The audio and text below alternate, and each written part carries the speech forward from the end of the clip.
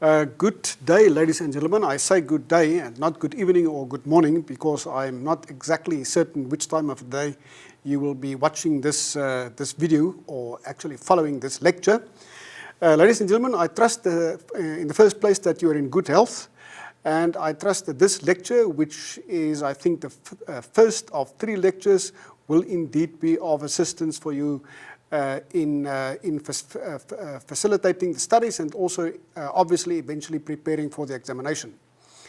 Now, ladies and gentlemen, the focus of this discussion is the whole question of the changing of the Constitution in ways other than amendment of the Constitution. This is exactly where we left it on the 10th of March. You would recall we had a very long discussion that particular night. There were a large number of questions, a large number of people that actually disagree, and that was actually an excellent discussion, and it took us quite a long time. One of the results of that was that we were not actually able to complete the discussion. As a matter of fact, more or less half of the discussion is actually still to be done. Just the background, ladies and gentlemen, once again to put you in the picture, the background was this. The first part of the lecture was based upon chapter 4 of the book, and that was the part of the lecture that dealt with the theory of the question that we're dealing with here. Namely, the theory in the first instance that focus on the quintessential aspects of the law, in which we highlighted that law actually consists of 2 aspects, namely in the first place a norm formulation, but then over and above that also conduct that has to be in conformity with the law, with the norm formulation, to such an extent that then eventually constitutes a norm. In the absence of conformatory conduct, there is in fact only a norm formulation and not law as such. Obviously, for the purpose of the present discussion, I'm not dealing with all that again, since that has already been focused upon, and it's also been dealt with by way of questions and answers, your questions and my answers. So I do not deal with that. I'm just mentioning that in order just to put you in the picture again. What we then said, ladies and gentlemen, was that very often one finds a variety of scenarios which one may divide up into the following 3.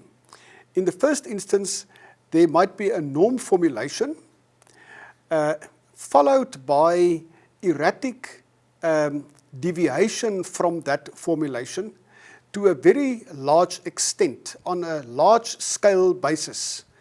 To such an extent, and that's what the argument entailed, to such an extent that eventually what is left is only the norm formulation instead of the required conformatory conduct, leading to such law be in a position of lapsed law. That is how we described it.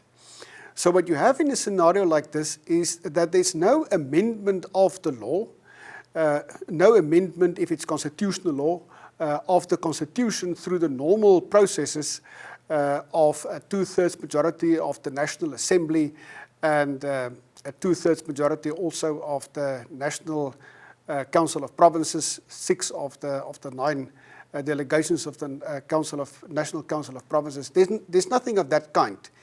Nevertheless, simply as a result of political forces manifesting then also in conduct, the law actually changes in that regard, in that in this particular case it lapses. Then the second scenario is an even more thoroughgoing and far-reaching scenario in that law does not only lapse, but is also actually replaced by substituting law coming into the place of the law that is substituted. The difference between this second scenario, this latter scenario, and the previous one is that in contrast to the previous one, we have in this case fairly long-standing conduct of which forms a particular pattern, a pattern of conduct and on the part of a number of people, who can be members of the public, a certain section of the public, but more often than not, certain sections of the within the public service, which acts on a pattern-like basis, but which action actually deviates from the clear provisions of the Constitution. Over and above that, the people acting in such deviating pattern also regard their conduct to be binding upon themselves. A typical kind of scenario that you find in a scenario where new customary law is being formed. In this case then, unlike in the case of lapsed law, you're confronted with the phenomenon of substituting law. Now what makes this, of substituted law rather. Now what makes this so far-reaching in this particular scenario is that the argument is that any form of law or any body of law, any sector of law can actually change in this particular way. So in other words, not only legislative provisions, not only common law, not only customary law, but my argument is, well, as I've told you in class also, the argument in conformity with that of a number of other theorists in Europe, and especially also in the United States. What you actually have here is that the Constitution can also change in that particular way. Now, this obviously flies in the face of the trite constitutional doctrine, because the doctrine which we find in many constitutional provisions, such as Section 2 of the South African Constitution, Section 174 of the South African Constitution, and a variety of similar provisions in many other constitutions, actually forbid that. Actually say that the changing of the Constitution can in fact not take place in this particular way. So whenever you have conduct of the two kind of scenarios that I've explained, which in terms of my argument lead to either lapsed law or substituting law, the trite response to that in terms of the trite doctrine would be to say, no, but this is not new law that is being formed, or this is not a scenario of law that actually lapses. This is simply a conduct on the part of whoever who deviates from the law and is for that reason unlawful and unconstitutional. Now my response to that is the following. I say yes, it is fully accepted, it is fully agreed, it is conceded that this actually flies in the face of the doctrine. However, the doctrine itself has a shortcoming in the sense that it does not properly account for these kinds of phenomena. That's the first thing. And the second thing is that it specifically does not account for the fact that you do find scenarios of widespread conduct, assuming a particular pattern of people regarding the deviating conduct to be binding upon themselves, which falls within the ambit then of customary law, the way in which customary law is formed. So the point that I'm making here is really a point on the basis of a so-called realistic approach, which you find, for example, in the philosophy of the American realists in the 50s and the 60s and the 70s of the previous century, that you actually have this kind of phenomenon which, strictly speaking and realistically speaking then, is not only a question of deviating from the law, but most strictly speaking, either scenarios that give rise to the law lapsing, alternatively, in the more far-reaching cases, to law actually being substituted by new law. And in this particular scenario, constitutional law, in spite of the fact that it might have a claim to being supreme, a claim to being absolutely stable, that actually changes in this particular way. Now, we dealt with the two scenarios, namely lapsed law and substituting law, but then there's a third one. We also gave that one a name. We referred to that as stillborn law.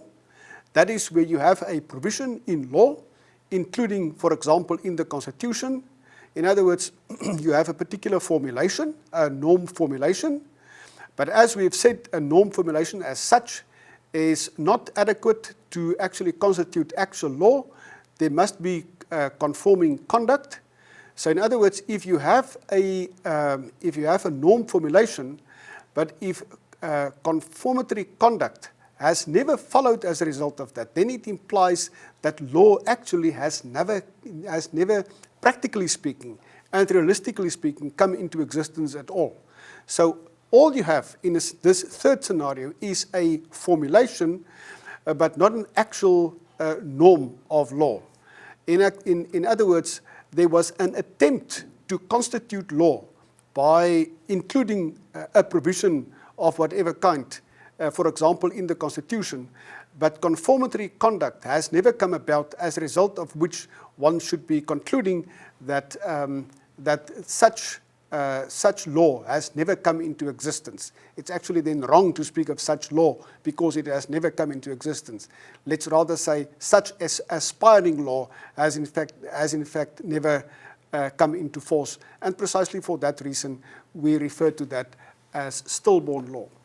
Now, ladies and gentlemen, there are a number of examples that one can refer to.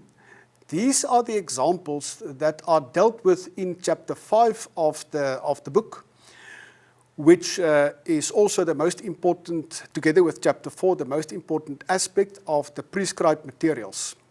Now, for the purpose of the discussion, we refer to two of them. We refer firstly to a structural change that has taken place in the Constitution and that has rendered the Constitution, that has changed the Constitution from a quasi-federal Constitution to a centralized Constitution. I might just pause to say, ladies and gentlemen, that the kind of phenomena that we have witnessed, and that we have not only witnessed, all of us have in fact experienced that, the kind of phenomena that we are experiencing at the moment, namely of a state of disaster that has been announced and so on, in a sense confirms this centralization trend. It might be for the short term, but that's specifically the kind of phenomena that can come about, entirely unpredicted rather, which can in fact give rise to change together with conformatory factors, other confirming factors that can lead to a change of the Constitution. Then the second example, which is an example that has given rise to considerable debate in class, is the example that related to the whole question that we witnessed, that we experienced in the days of the Zuma government in South Africa, where we have seen the rise of what is normally referred to as in political science as a so-called hybrid state or hybrid government. This is the kind of phenomena where you have the following. In terms of the Constitution, all powers of whatever kind have to be exercised by designated organs of state, the legislature, the executive, specific aspects of the executive, various organs of state, and so on and so forth. This is what has to happen in terms of the trite constitutional provisions. But what has been occurring in South Africa in the Zuma years, especially in the latter years of the Zuma government, was the emergence of, as I've said, what we call a hybrid state. The effect of which was that instead of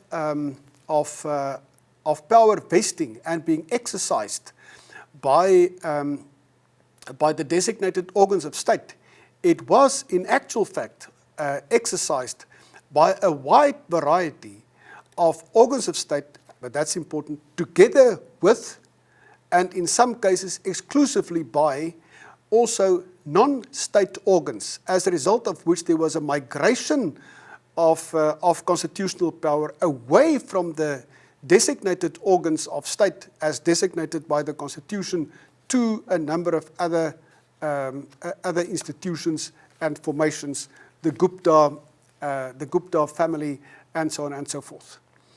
Now, what we've said, ladies and gentlemen, is that from one point of view, this was actually unlawful, clearly unlawful as a matter of fact, and also unconstitutional. The fact of the matter, however, is that many decisions, numerous decisions as a matter of fact, covering a very wide range of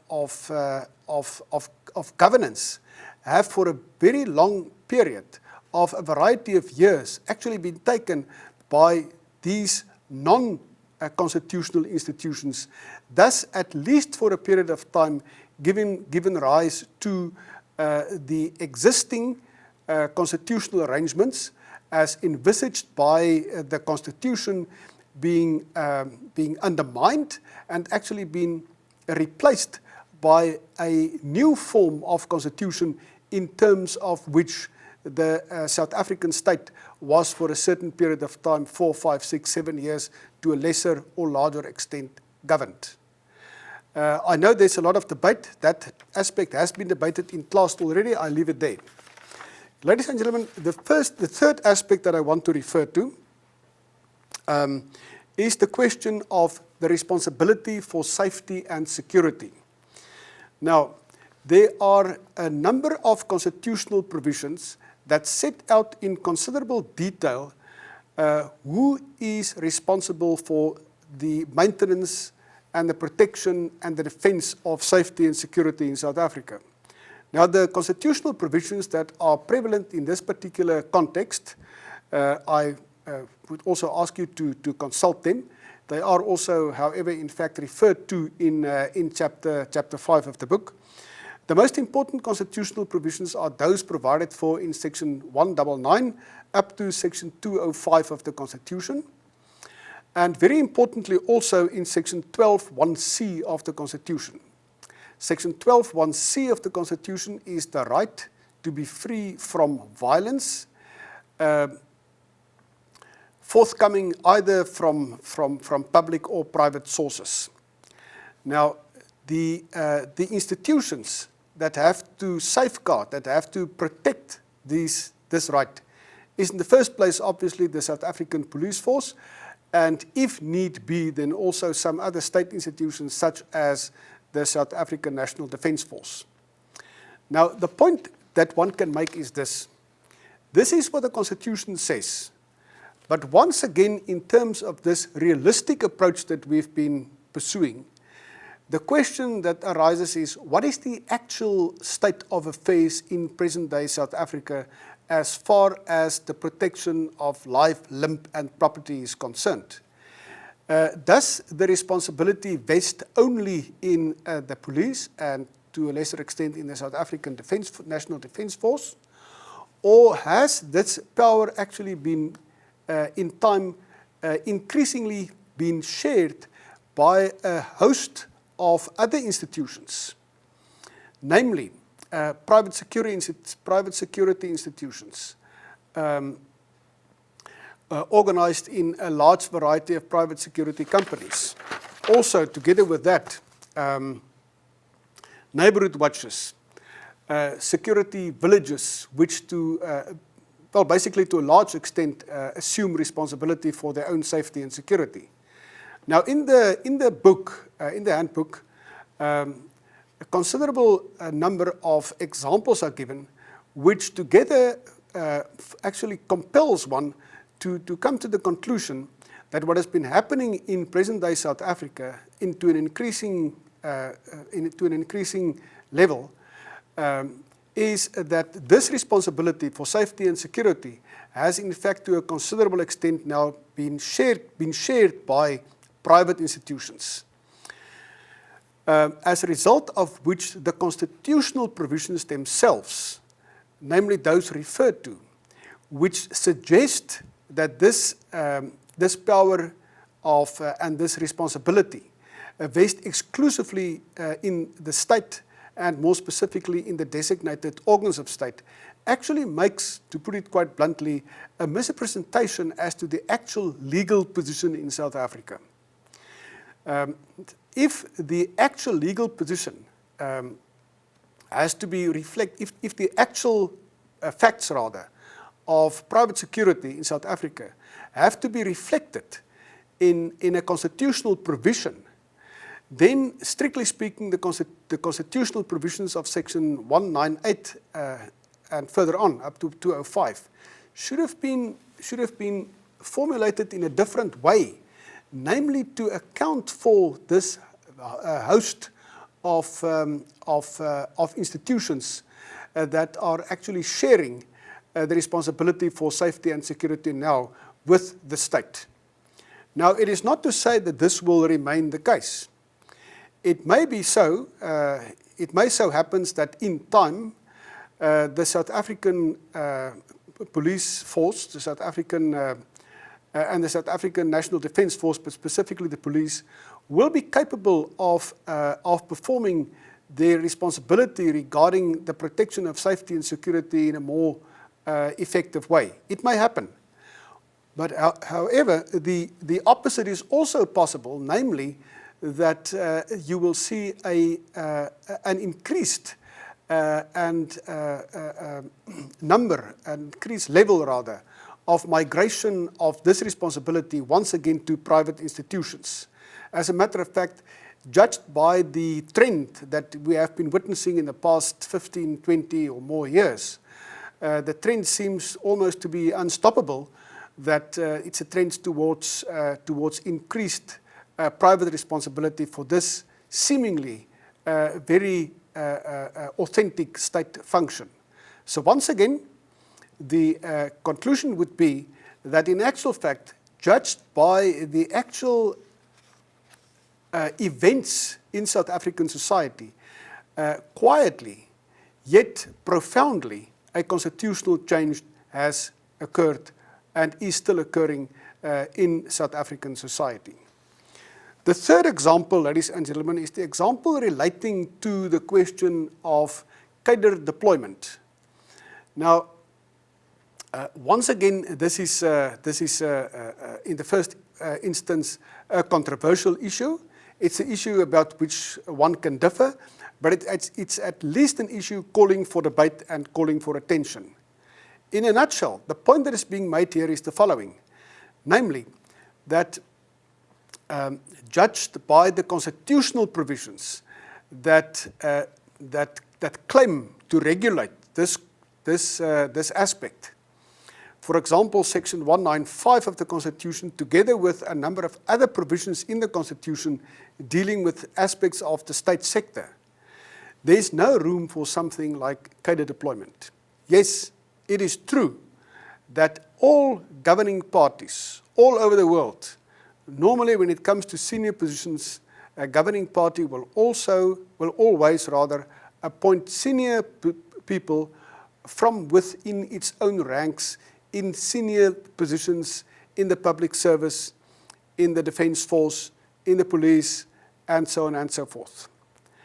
But an absolute prerequisite for that is that the people being appointed in such senior positions should not in the first place be loyalist members of the governing party. They can be that, but that's not the fundamental, that's not the essential prerequisite. The essential prerequisite is actually that such people are supposed to be adequate and apposite appointments for the position in question, for the positions in question.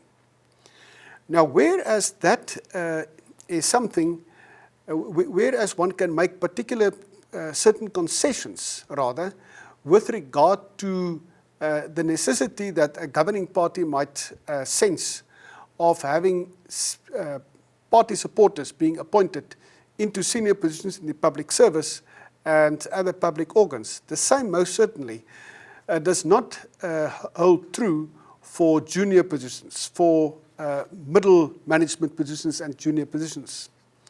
However, what has been happening in South Africa for the best part of the last 2 decades is that there has been a consistent policy of so-called cadre deployment, where, in other words, the loyalty of the particular public servant to the governing party or to a particular section of the governing party is actually the decisive factor in that person being appointed or not. Now, this is not something that one has to guess about. We need not speculate about that because the evidence is actually overwhelming. I deal with that also in chapter 5. The evidence is overwhelming there are numerous expressions of loyalty, of subscribing to this particular provisions, to this particular principle, this idea of cadre deployment, also by the most senior officials within government, not only within the Mbeki government or the Zuma government, but also in the present government under the leadership of President Ramaphosa. I do indicate, I do mention some of those examples also in the book.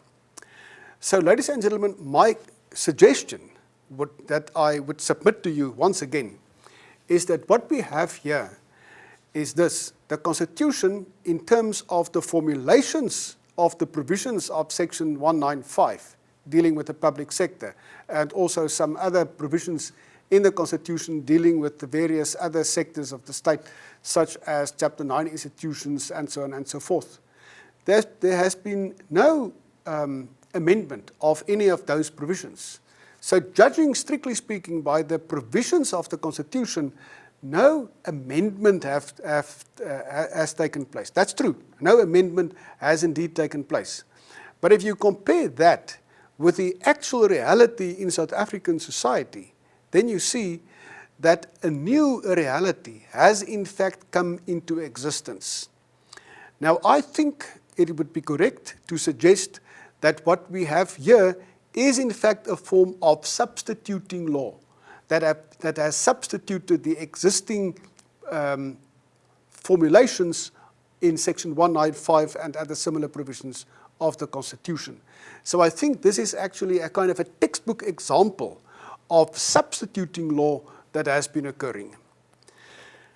Okay, ladies and gentlemen, that's the third or the fourth example. Now, all these examples deal with structural aspects of constitutional law. It is important, also, however, to take into account that apart from structural changes, there are also changes in the Constitution of a value nature, more specifically the value basis of the Constitution. Now, just as a background for this, the Constitution has in Chapter 1 the so-called foundational clause. The essential content of the foundational clause is to make provision for a number of fundamental values purporting to be the foundation of the present South African state. Now, those provisions, those fundamental values, those foundational values are extremely strictly entrenched in the Constitution, in that they can only be expunged on the basis of an amendment of the Constitution that is carrying a 2/3 majority of the National Assembly. So the assumption would be that since they are so fundamentally and so strictly entrenched, the assumption would be, well, since there was no amendment of the Constitution, specifically of Section 1 of the Constitution, and since they are so strongly entrenched, we assume that they are there, and we also assume that they are still the foundational basis of the South African constitutional order, as a matter of the South African constitutional state. Ladies and gentlemen, if one, however, compares that with the actual reality of values in South Africa, we see that the value basis as defined in Chapter 1 has actually to a considerable extent been disrupted.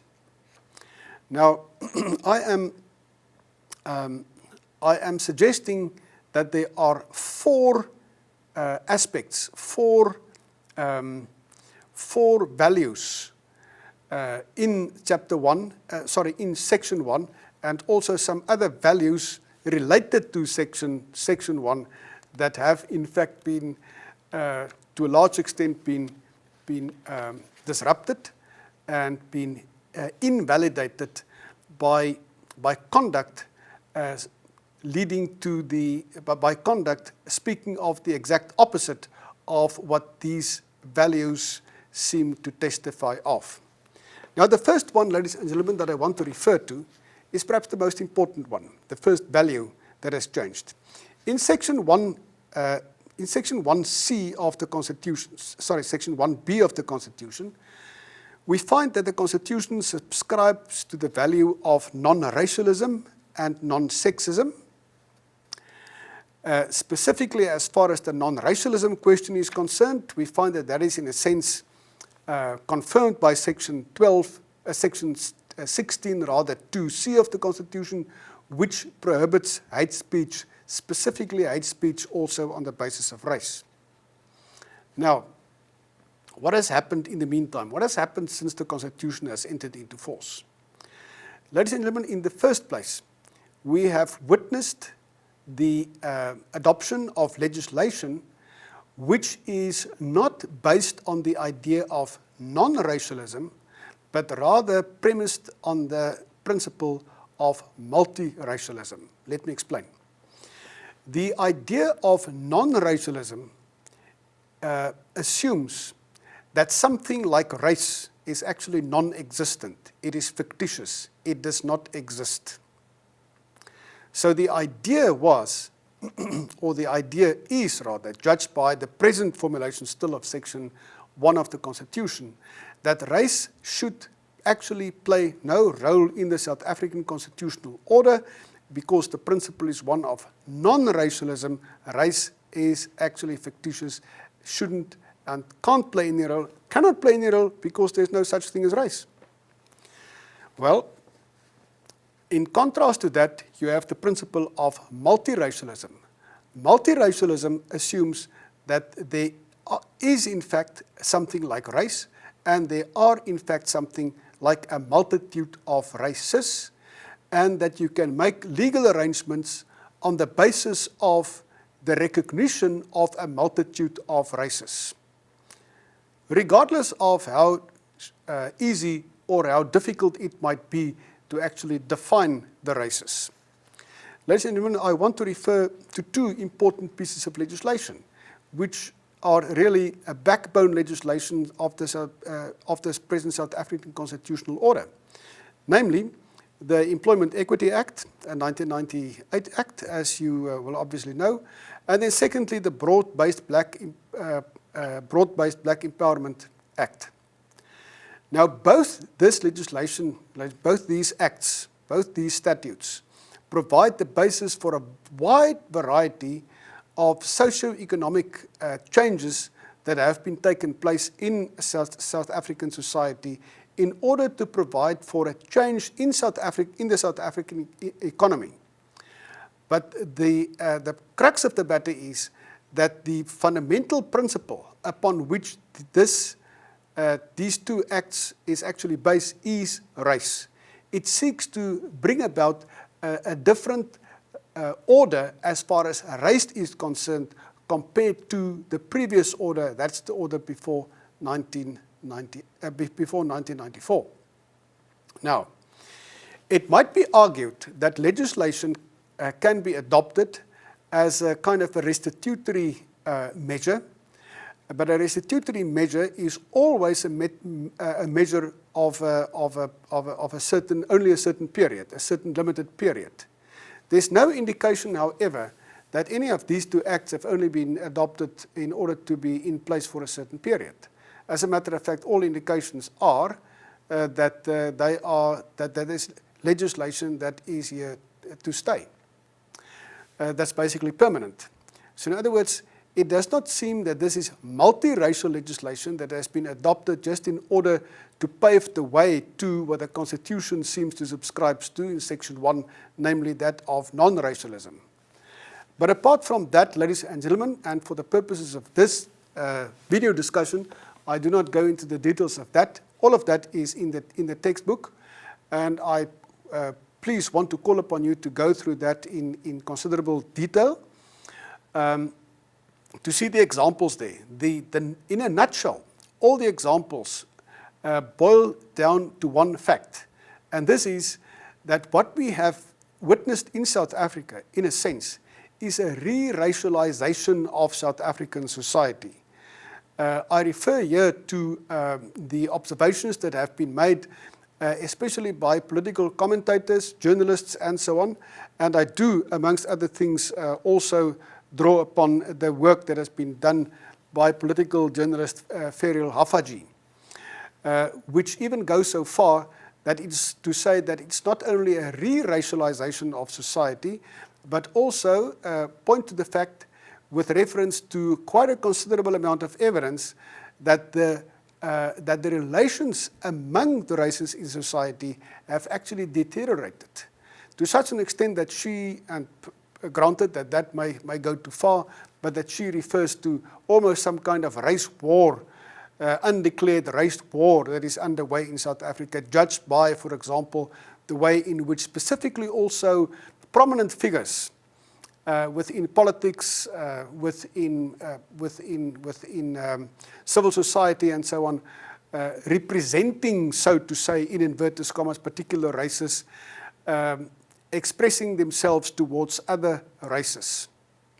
Now, ladies and gentlemen, I think it is true to say that the whole idea of non-racialism in South Africa, judged by the legislation that has been referred to, judged by many other legislation that I can also refer to, and which is included, for example, in in chapter 6, in chapter 5 rather, also by way of a footnote, where you will find a lot of legislation based upon the idea of representativity, which in itself is a function of multiracialism. Judged by that, and judged by actual political conduct and also the public discourse, one can either, this whole question of multiracialism, of non-racialism, in two ways. One can either say that immediately after, in the immediate aftermath of the Constitution having been adopted, there was in fact a fairly strong confirmation and fairly strong subscribing to the idea of non-racialism, and that could also be found in specifically in the conduct of senior politicians of the day. In the first couple of years of the Constitution, also the interim Constitution entered into force. But that after that, a considerable amount of deviating conduct has come into existence, has come to the fore, as a result of which the conforming conduct, in order to render, as we've indicated right in the beginning, in order to render a norm formulation an actual law of an actual norm of law, that has actually been fallen by the wayside, as a result of which we have a scenario of the value of non-racialism having been, for all practical purposes, being removed from the constitutional order and being replaced by a form of multiracialism. So in a sense, that what you have here is a form of substituting a law that has come into place. Alternatively, one can argue that even though for a short while, one might argue that there was a confirmatory conduct, that there was in fact an actual norm of non-racialism having come about, that strictly speaking that was so short that, that in a sense that was stillborn law. One might argue also in that way. A third argument obviously would be to say, just going back to the doctrine, is to say no, there was no change in the law as far as this is concerned. All this is just a question of deviating conduct. As you know, ladies and gentlemen, my own view on this, which takes its cue from what actually happens in society as the decisive indication of what the law actually entails, is that I think that what we have here is indeed a form of substituting law that has substituted the principle and the value of non-racialism. Ladies and gentlemen, the second value is the value of representativity. Now, representativity is a term that features here and there in the Constitution, Never, however, as a crucial principle when it comes to the appointments on the bench, in the public service, in the Chapter 9 institutions, also in the private sector, and so on. What we have seen, ladies and gentlemen, however, is that the principle of representativity has in fact emerged into a full-fledged constitutional principle. I think there's actually no gainsaying of that. We witnessed that in numerous pieces of legislation. At one stage, around about 10 years ago, I did a count of that, and it came to something like 60 pieces of legislation that have been adopted up to that stage, which is based on the idea of representativity. Representativity then implies that whenever appointments are made, whenever personnel is utilized, such utilization in each and every institution and formation in South African society has to reflect the national racial profile and also the national gender profile of society. As I've said, I think this has to such an extent materialized into an actual norm of law, even though this is clearly not one of the values provided for in Section 1 of the Constitution, that this has in fact emerged into something which, if Section 1 is to reflect the actual value basis of the Constitution, actually has to be reflected in Section 1. If the Constitution at the moment, the Constitution as a set of formulations reflecting the actual norms, have to reflect the actual value basis of the Constitution, it must actually subscribe also to the value of Section 1. Obviously, it doesn't. So there is, once again, I think, a very important example that one has of existing law, which in this case was not so much substituted, but added to by a new principle, more correctly, a new value in the Constitution, even though there was never a debate in the National Assembly about that, even there was no amendment of the Constitution in this regard. So once again, I think this is a striking example of law actually having changed through practice, the practice on its part being the result of broadly of the principle of transformationism, of which representativity is an important part. Ladies and gentlemen, I conclude with two last examples, just briefly. Firstly, I refer you to Chapter 5 once again, ladies and gentlemen, where the question of Ubuntu is being discussed.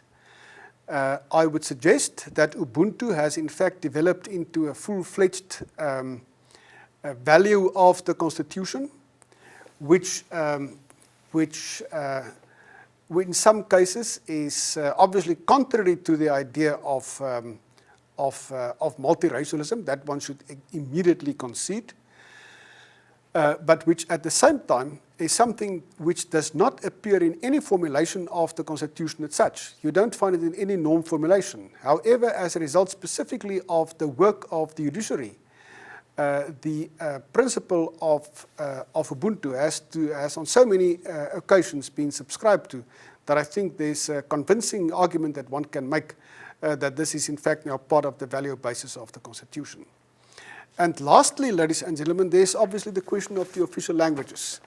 The South African Constitution provides, as you know, in Section 6 for 11 official languages, and have quite potent provisions enjoining the state to actually promote the official languages, specifically the official African languages.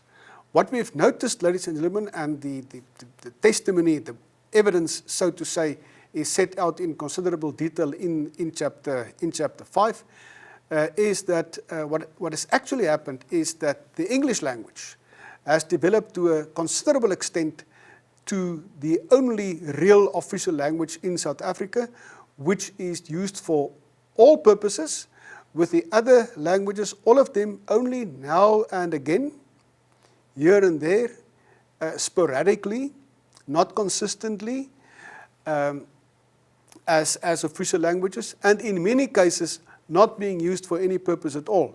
You would, for example, find that the African languages specifically has almost no use in the, is almost not put to use at all in tertiary education, is not put at use in all for purposes of a language of record in the courts, and so on and so forth. So once again, and I'm not going into the details, I do refer to a lot of work that has been done in this regard. I refer to that by way of footnotes in chapter 5. I think there's a strong argument that one can make that, in strictly speaking, the official language dispensation, which suggests that there are in fact 11 languages, is in a sense a good example to my mind of stillborn law, because it has simply never come off the ground. It has simply, right at the beginning, been replaced, if you like, by a scenario of only one official language, namely English. Once again, ladies and gentlemen, this is the result of what? It's not the result of any constitutional change, any constitutional amendment. It's once again a result of a coterie of socio-political forces, some of which are discussed in the in chapter 5. Let me conclude this discussion by saying the following. We have three forms then of changing of the Constitution in terms of my argument, over and above that of amendment of the Constitution. It's lapsed law, it is substituting law, and it's the question then of stillborn law. Very important, ladies and gentlemen, this can be temporarily. It can be permanently, but such change of the Constitution may occur only temporarily. That's possible. Okay? Secondly, there's no, in order for such a change in the Constitution to take place, we're not arguing that in order for a change in the Constitution to take place, it has to be countrywide. It has to be from the northern to the southern border, and from the west to the east. No, it can only be within certain communities. It can be territorially limited, but that does not detract from the fact that it does once again entail a particular form, a particular example of a constitutional change. Where does this leave us as far as the supremacy of the Constitution is concerned? And where does this leave us as far as the stability of the Constitution is concerned? The short answer to that, ladies and gentlemen, is that we see that the Constitution is in fact much less stable than what Section 2 and Section 74 of the Constitution might be suggesting.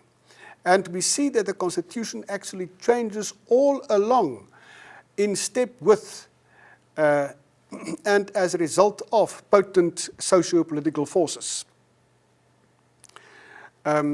We therefore notice, ladies and gentlemen, that the kind of strategies of constitutional supremacy and of safeguarding the stability of the Constitution, which are used in various constitutions, also then specifically the South African Constitution, but in various other constitutions we dealt with the various strategies when we discussed statist individualist constitutionalism. We find that those strategies are in fact falling short of achieving what it seeks to achieve, namely to achieve a supreme constitution and a stable constitution, and to safeguard the Constitution against changes other than changes as envisaged by the various so-called supreme constitutions themselves. Ladies and gentlemen, thank you. This concludes our discussion. We'll follow up in due course with a next discussion, which will be focusing on the position of the judiciary. Thank you.